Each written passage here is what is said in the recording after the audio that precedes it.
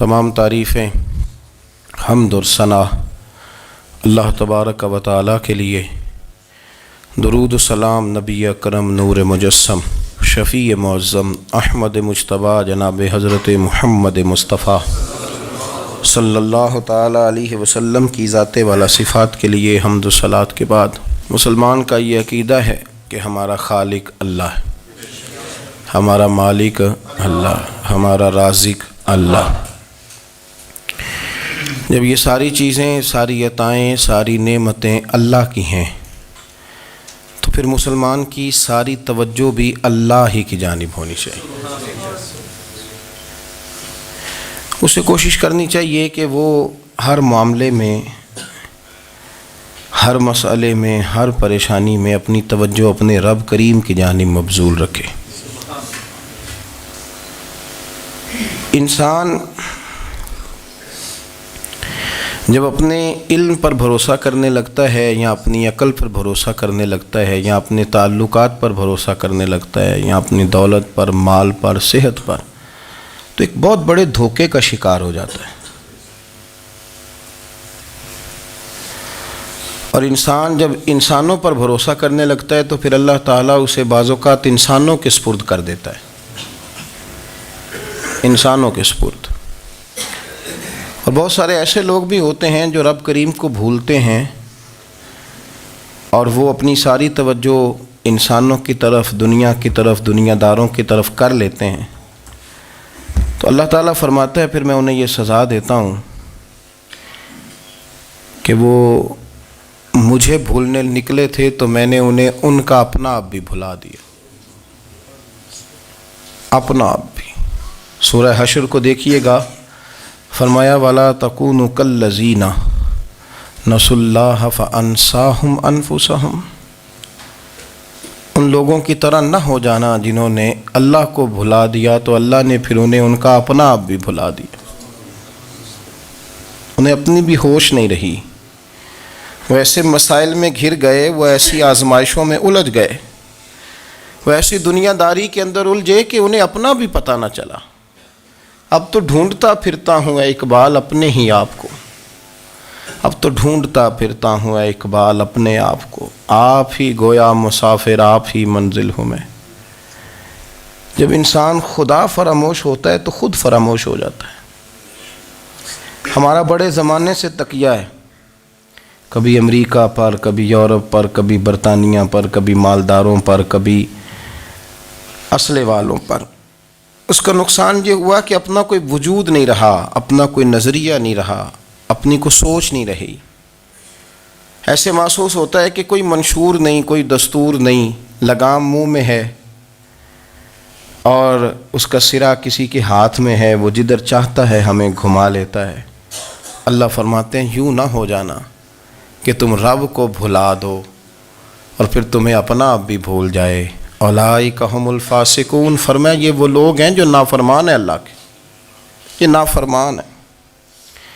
جب یہ نظریہ بن گیا، جب یہ ذہن بن گیا کہ پیدا اللہ نے کیا ہے، دینا اللہ نے ہے، عطا کرنے والا اللہ ہے، نوازنے والا اللہ ہے، تو پھر ساری توجہ دنیا داروں کی طرف رکھنا، میں اللہ والوں کی طرف توجہ رکھنے کا قائل ہوں، میں وہ سمجھتا ہوں، ہم اس چیز کے قائل ہیں، لیکن وہ بھی کوئی آستانہ ہے کہ جہاں حق مرشد کا نعرہ تو بڑا لگے پر رب کا نام ہی نہ سننے کو ملے۔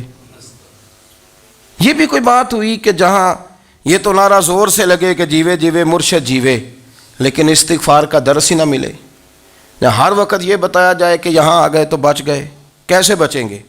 میرے رسول پاک علیہ السلام کا دروازہ سب سے بڑا دروازہ ہے، حضور کا دروازہ سب سے بڑا دروازہ ہے، لیکن میرے دوستو یاد رکھنا، نبی پاک علیہ السلام نے بھی لوگوں کو جب رستہ دکھایا ہے تو رب کریم کا رستہ دکھایا ہے، اللہ کا رستہ دکھایا، اللہ کریم کا رستہ دکھایا، لوگوں کو رب کی طرف توجہ کرائی۔ میرے رسول کریم سید عالم صلی اللہ تعالیٰ علیہ وسلم نے لوگوں کی اللہ کی جانب توجہ کرائی اور لوگوں سے یہ کہا کہ وہ اپنے رب کریم کی جانب اپنا ذہن رکھیں، اپنی توجہ اپنے اللہ کی جانب مبذول کریں۔ میری بات کو اچھے طریقے سے سمجھیے گا، علم اللہ تبارک و تعالیٰ عطا کرتا ہے، تو اسے اللہ کی عطا ہی سمجھنا چاہیے۔ کچھ لوگوں کے پاس علم ہوتا ہے پر علم نافع نہیں ہوتا، وہ ٹامک ٹونجا مارتے رہتے ہیں ساری زندگی۔ علم کو اللہ کی عطا سمجھیں، اپنی عقل پر اپنے شعور پر زیادہ بھروسہ نہ سمجھیں، نظر اللہ پہ رکھیں۔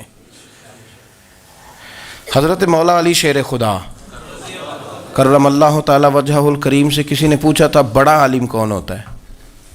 ہمارے ہاں تو اب وہ والے عالم پائے جاتے ہیں نا، اللہ ماشاءاللہ، جو ممبر پہ بیٹھتے ہیں تو دعوے ہی دعوے ہیں، ممبر پہ بیٹھتے ہیں تو دعوے ہی دعوے ہیں، اس طرح کے عالم ہمارے ہاں پائے جاتے ہیں۔ وہ ہر بات میں دعویٰ کرتے ہیں، میں یہ کر دوں گا، میں وہ کر دوں گا۔ یہ مزاج علماء کا نہیں۔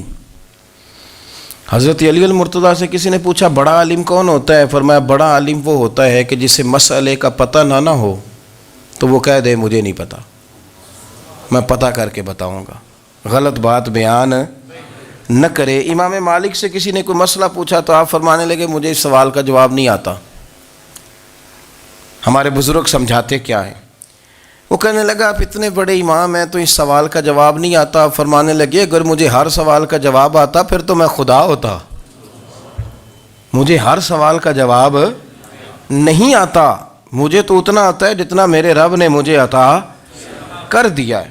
اپنی نظر اللہ پہ رکھیں، نکل آئیں اس معمے سے باہر کہ میں کوئی بلا ہوں، مجھے بڑا پتہ ہے، میرے پاس 6 ڈگریاں ہیں، مجھے 10 جگہ پہ تدریس کا شغف حاصل ہے، اس سے نکلیں باہر۔ قرآن مجید دیکھیے گا، اللہ تعالیٰ نے ارادہ قدرت فرمایا کہ میں حضرت آدم کو بناؤں گا، پھر بنانے کے بعد فرمایا فرشتوں سجدہ کرو آدم کو، سب نے سجدہ کیا الا ابلیس ابا واستکبر وکان من الکافرین، سب نے سجدہ کیا سوائے ابلیس کے، اس نے انکار بھی کیا، تکبر بھی کیا اور کافروں میں سے ہو گیا۔ تو یہ جب اللہ تعالیٰ نے سجدہ کرایا تو کیسے کرایا؟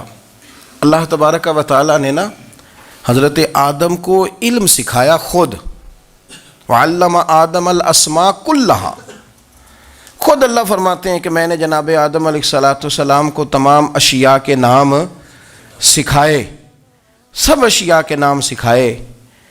تو وہ چیزیں پھر میں نے نا، اللہ فرماتے ہیں میں نے فرشتوں پہ پیش کی، میں نے کہا کہ بتاؤ ان کے نام کیا ہے، تو فرشتوں نے جو جواب دیا وہ سمجھنے والا ہے۔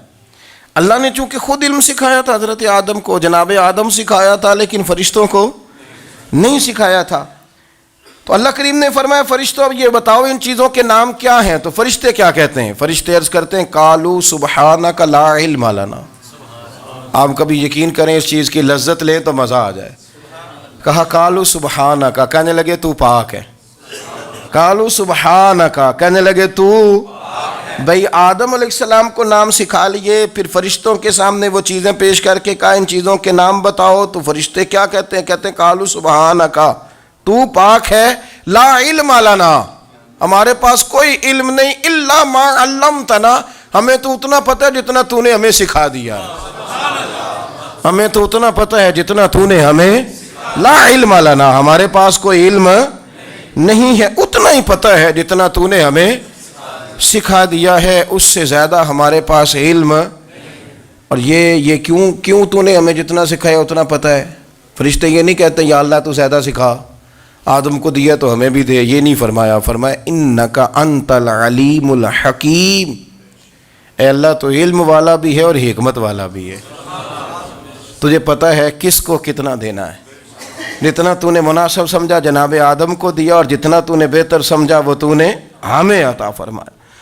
تو اگر آپ کے پاس علم ہے، کہیں نالج ہے، تو اس کو اللہ کی عطا سمجھیں۔ ہمارے ہاں بہت سارے لوگ بن کے بیٹھ جاتے ہیں، میں اکثر کہتا ہوں کہ پھر وہ دعوے کرتے ہیں میرے علاقے والے جاہل ہیں، میرے شہر والے جاہل ہیں، میرے خاندان والے پڑھے نہیں، یہ آپ کا دعویٰ ہے، یہ آپ کو خراب کر دے گا۔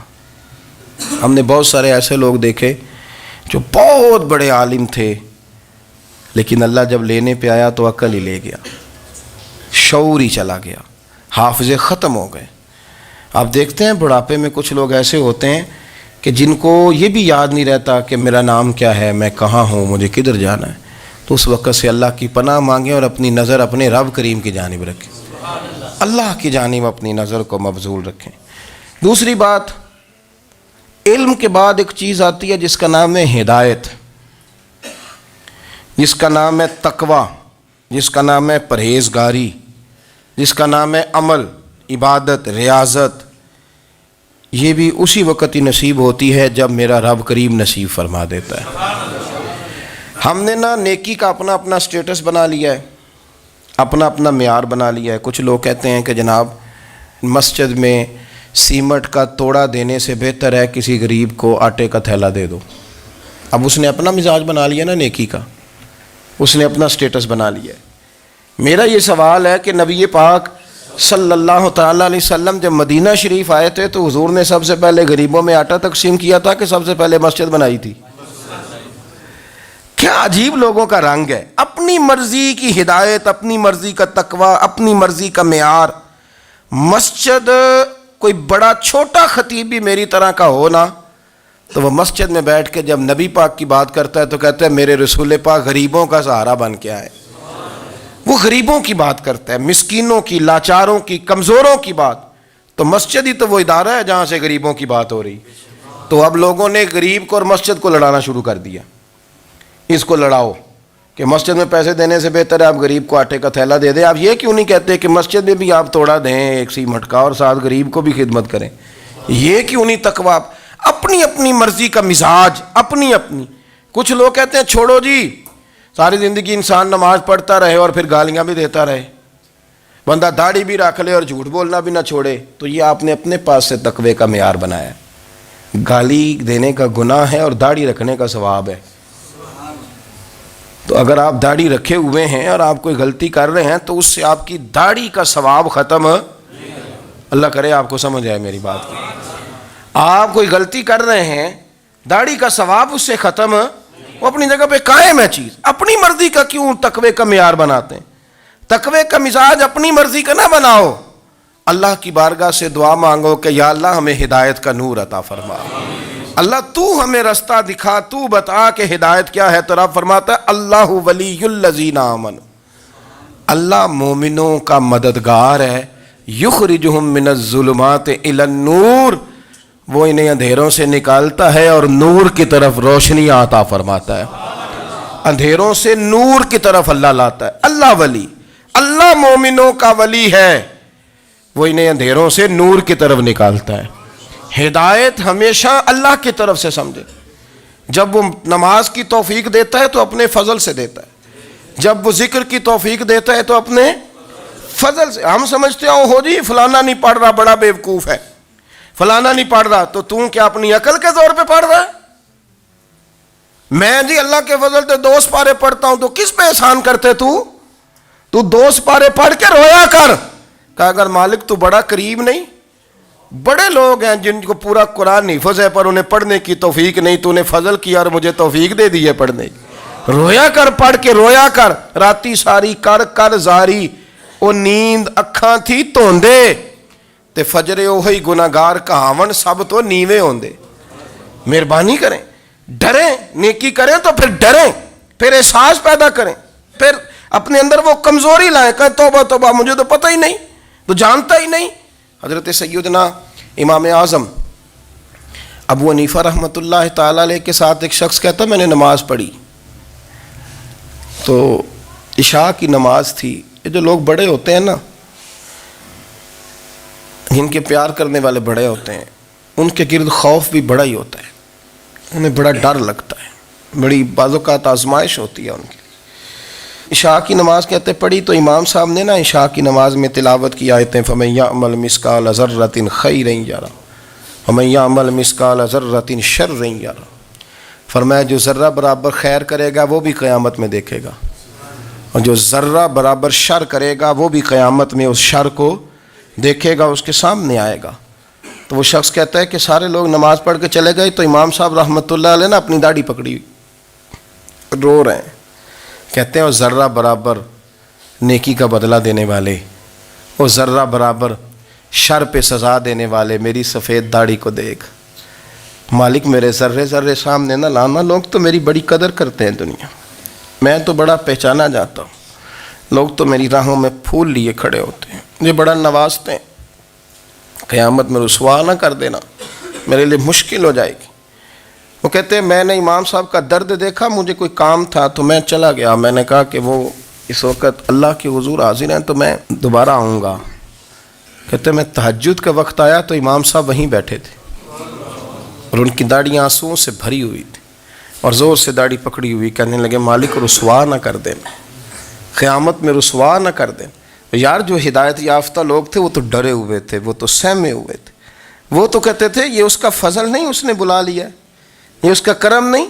حضرت باعزید بستامی کسی کافر کو دیکھتے تو رو پڑتے، کہتے مالک تو کتنا قریب ہے، یہ بے ایمان رہ گیا، تو نے اپنے فضل سے مجھے اپنے نبی کا غلام بنا لیا۔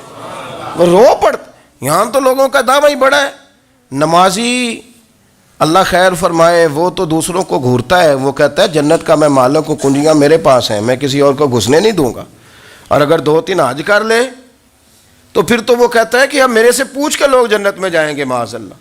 اور اگر وہ 2 4 5 7 دفعہ کوئی نفل پڑھ لے تو پھر وہ کہتا ہے چھوڑیں جی سارے لوگ بے عمل ہیں، میں اکیلا نیک ہوں۔ نہ ایسا کریں، اپنی توجہ اپنے رب پہ رکھیں، اپنی توجہ اپنے معین الملت والدین، عطا رسول، ہند الولی، غریب نواز، خواجہ معین الدین چشتی، حضرت خواجہ اجمیر، شاہ اجمیر، شاہ اجمیر، والی ہندوستان۔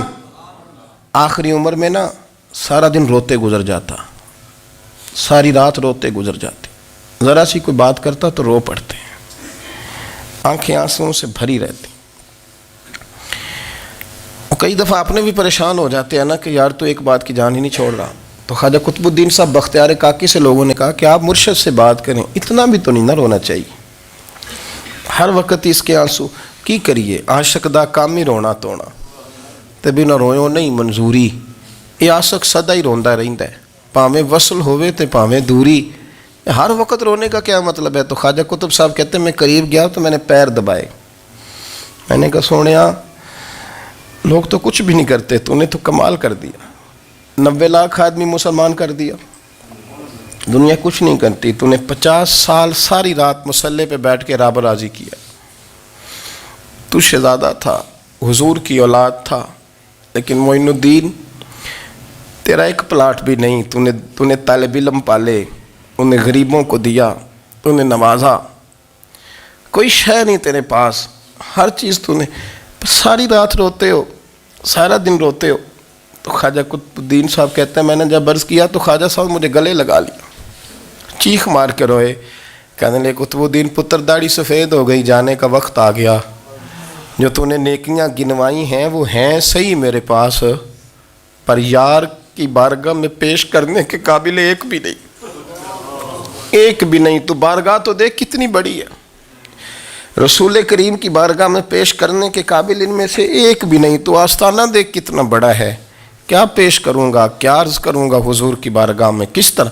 وہ یار جو بڑے تھے وہ تو ڈرے ہوئے تھے، سہمے ہوئے تھے، وہ تو بڑی آزمائش میں تھے، لیکن میرا اور آپ کا رٹا 2 نمازیں پڑھ کے 6 نمازوں کا دعویٰ کرنا اور لمبی چوڑی کہانیاں بنانا اور اپنے منہ سے اپنی تعریفیں کرنا، اس سے تھوڑا باہر آئیں۔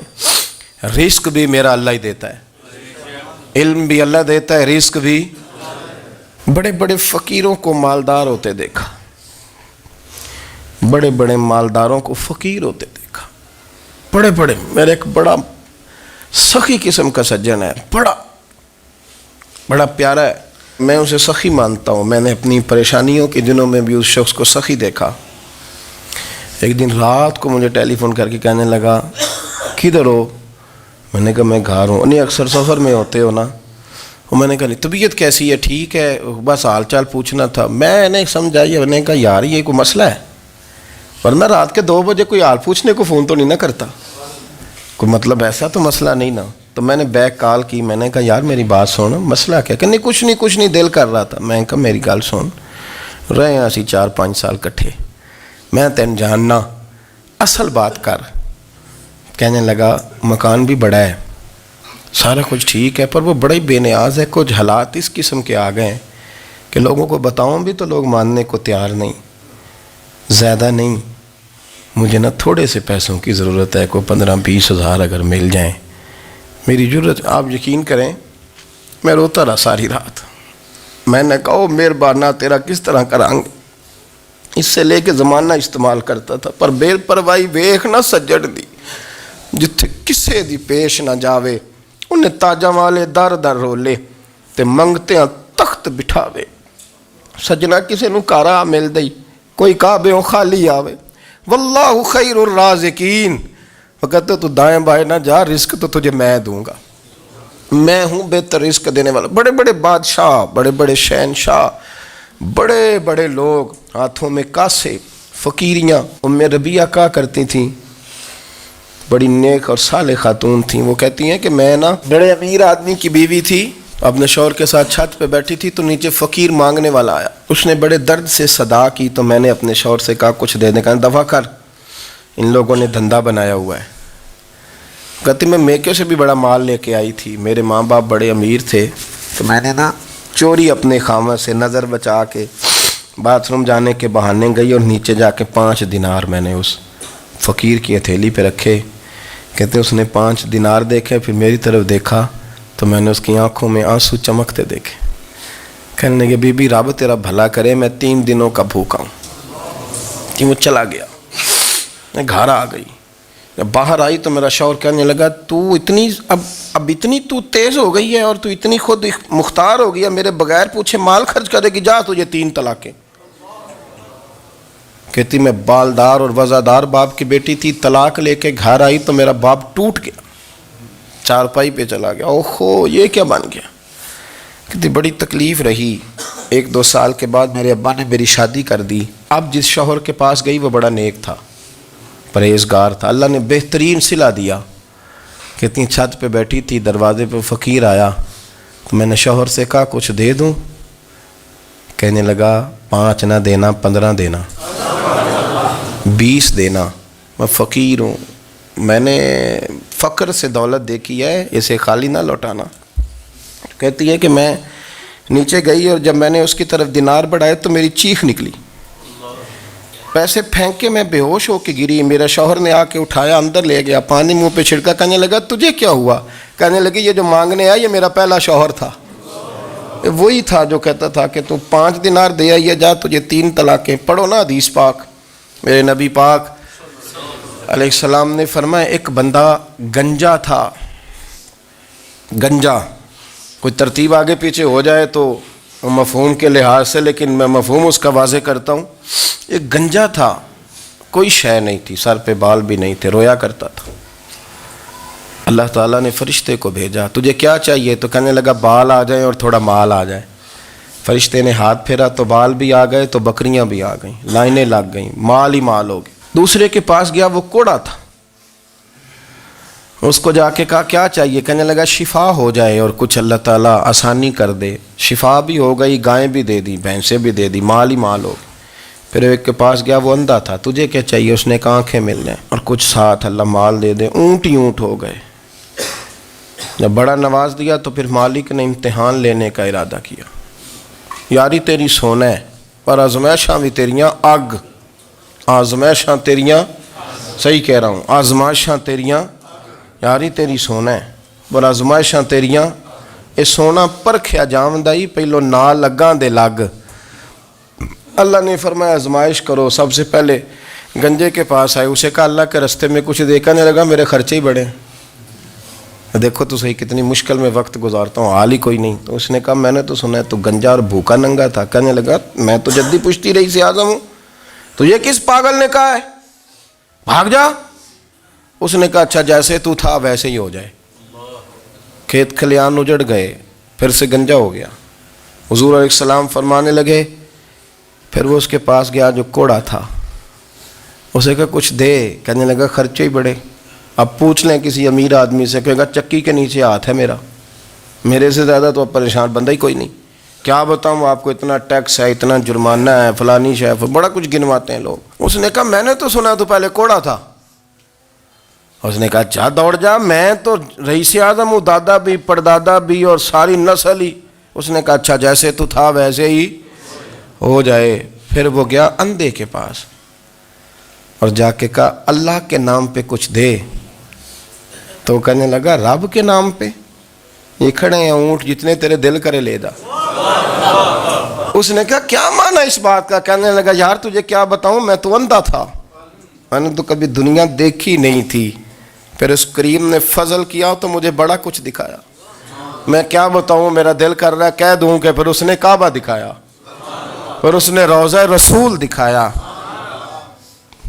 پھر اس نے ریاض الجنہ کے سجدے دکھائے، پھر اس نے اپنے محبوب کے دروازے کی رونقیں دکھائیں۔ اس نے بڑا کچھ دیا، اس نے بڑا نوازا۔ میرے پاس تو شاید میں بدکار پرانا خادم، کسے در ملی نہ ٹوئی، ایت واصف یار نے نظر جو کی تھی، پھر واصف ہی ہوئی۔ یہ تو اس کا کرم ہوا۔ تو یہ وہ کہنے لگا تو اللہ کے نام پہ جان مانگ، میں وہ بھی دینے کو تیار۔ میرے پاس تو شے کوئی نہیں تھی، مجھے تو اپنا پتہ ہے، میں تو کوئی شے نہیں تھا، کچھ نہیں تھا میرے پاس۔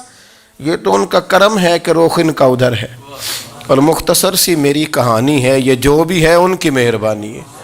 تو وہ کہنے لگا میں بھی کچھ لینے نہیں آیا تھا، تیری آزمائش ہی کرنے آیا تھا، تیری عزتیں بھی سلامت رہیں گی، تیرا مال بھی سلامت رہے گا، تیری شفا بھی۔ اپنی زندگی میں کبھی بھی اللہ کی بارگاہ سے توجہ ادھر ادھر نہ کریں، چھوڑیں لوگ کیا کر رہے ہیں، دنیا کیا کہہ رہی، کبھی بھی اپنی توجہ دائیں۔ ہمارا یہ مسئلہ بن گیا کہ ہماری سیاست ہے، ہماری دنیا داری ہے، ہم بندوں کو راضی کرنا چاہتے ہیں، ہم دیکھتے ہیں کون کس طرح، اور آپ یقین کریں آپ تھک جائیں گے، بندے راضی نہیں ہوں گے، وہ نہیں راضی ہوتے۔ آپ ان کو منا کے لائیں گے تو ادھر والے نکل جائیں گے، ادھر کو منائیں گے تو ادھر والے نکل جائیں گے۔